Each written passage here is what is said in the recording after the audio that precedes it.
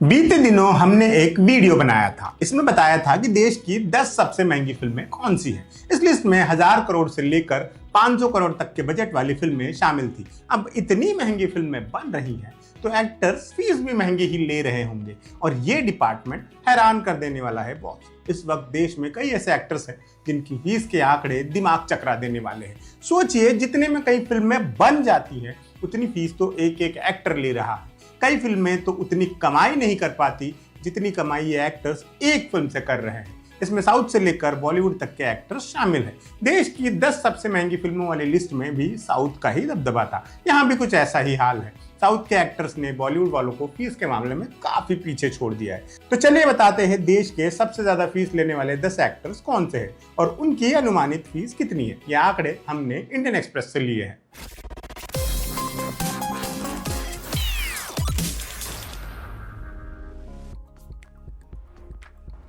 Telugu cinema के superstar Allu Arjun इस वक्त भारत के सबसे महंगे एक्टर हैं।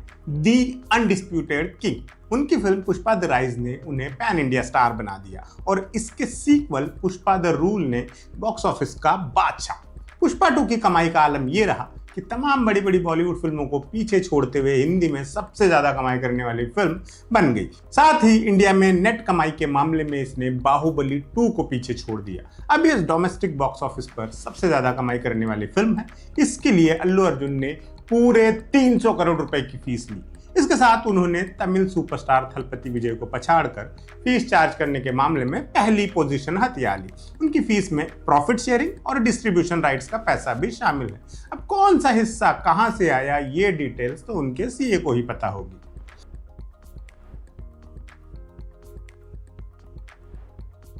साउथ सिनेमा के थलाइवार रजनीकांत दूसरे नंबर पर हैं। तमिल सिनेमा के सबसे बड़े सुपरस्टार के रूप में उनकी फैन फॉलोइंग न केवल भारत बल्कि पूरी दुनिया में है। उनकी फिल्म जेलर ने बॉक्स ऑफिस पर तहलका मचाया। रिपोर्ट्स के मुताबिक इस फिल्म से उन्होंने 210 करोड़ रुपए कमाए। 110 करोड़ रुपए अप फ्रंट फीस और 100 करोड़ प्रॉफिट शेयरिंग से। वेट 10 के लिए उन्होंने 125 करोड़ रुपए की फीस ली। लोकेश कनगराज की फिल्म कुली के लिए उनकी फीस 260 से 280 करोड़ तक बताई गई है। ऐसे में अल्लू अर्जुन के बाद रजनीकांत देश के दूसरे हाईएस्ट पेड एक्टर बन जाते हैं। 74 साल के रजनीकांत का ऐसा स्टारडम, कुछ तो बात है इस शख्स में बॉस। वैसे वो रजनीकांत है, कुछ भी कर सकते हैं। उनसे जुड़ी कोई भी खबर असंभव नहीं लगती।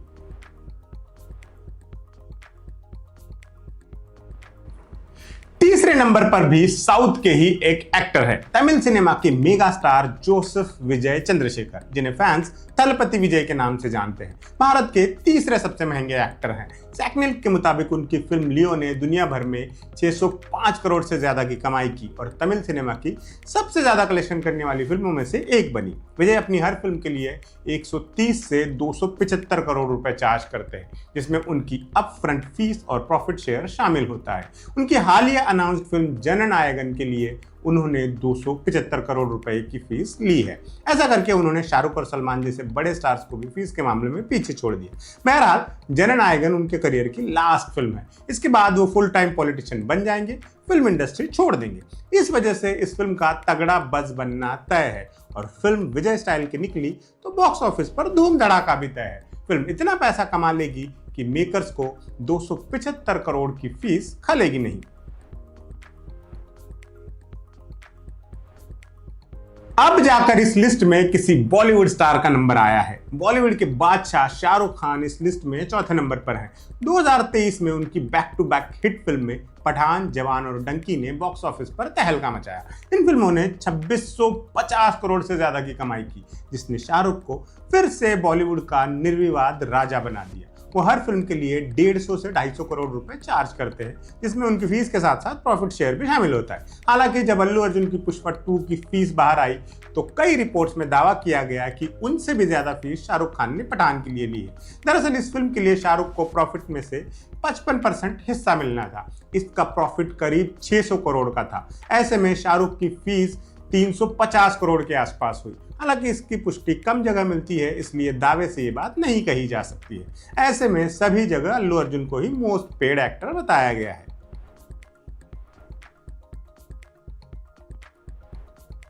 मिस्टर परफेक्शनिस्ट के नाम से मशहूर आमिर खान 5वें नंबर पर है। वो अपनी हर फिल्म के लिए 100 से 275 करोड़ रुपए तक की रेंज में चार्ज करते हैं। उनकी आखिरी फिल्म लाल सिंह चड्ढा भले ही बॉक्स ऑफिस पर असफल रही, लेकिन आमिर की फिल्में आमतौर पर उनकी कहानी और प्रोडक्शन वैल्यू के लिए जानी जाती है।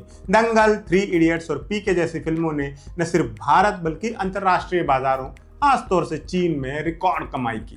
दंगल आज भी देश की सबसे ज्यादा कमाई करने वाली फिल्म है। आमिर अपनी फिल्मों में प्रॉफिट शेयरिंग मॉडल पर काम करते हैं, जिसकी वजह से उनकी कमाई प्रोजेक्ट की सफलता पर निर्भर करती है। देखते हैं उनकी अगली फिल्म सितारे जमीन पर कितनी सफल होती है।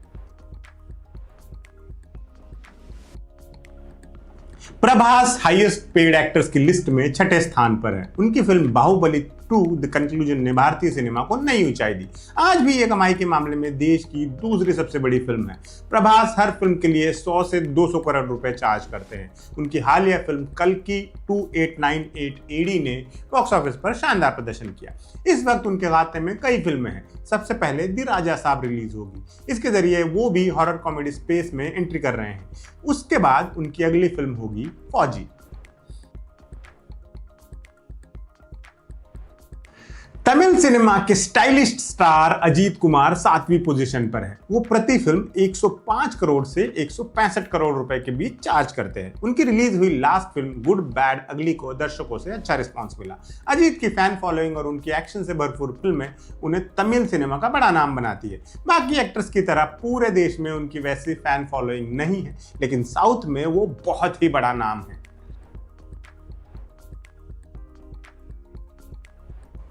अजीत के बाद लिस्ट में नाम आता है सलमान खान का। वो 8वें नंबर पर है। वो हर फिल्म के लिए 100 से 150 करोड़ रुपए फीस वसूलते हैं। एक वक्त था उन्होंने लगातार 10 साल तक हिट फिल्में दी। हालांकि उनका पिछला कुछ वक्त खराब रहा है।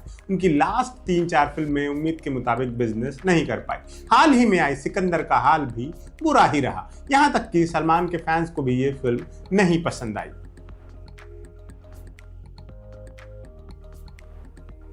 इस लिस्ट में कमल हासन 9वें नंबर पर है। वो प्रति फिल्म 100 से 150 करोड़ रुपए चार्ज करते हैं। उनकी last full fledged film Indian 2 थी। हालांकि इसे कुछ खास पसंद नहीं किया गया। सभी ने एक सुर में इसकी आलोचना ही की। कल्कि के लिए भी वो चर्चा में रहे। इस साल उनकी एक और बड़ी फिल्म रिलीज होने जा रही है। वो 37 साल बाद मणिरत्नम के साथ काम करने वाले हैं। उनकी फिल्म ठग लाइफ 5 जून 2025 को रिलीज होगी। इसमें कमल के अलावा त्रिशा कृष्णन और जोजू जॉर्ज, अली फजल और पंकज त्रिपाठी जैसे एक्टर्स होने वाले हैं।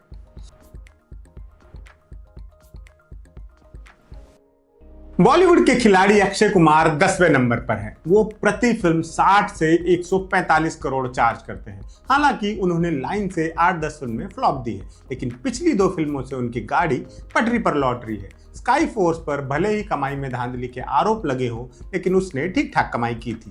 केसरी 2 को भी दर्शकों ने पसंद ही किया है। उनकी फिल्में भले ही कई 100 करोड़ नहीं कमा पा रही हैं, लेकिन मेकर्स का उनमें भरोसा भी बना हुआ है। आगे भी उनका बड़ा लंबा चौड़ा लाइनअप है।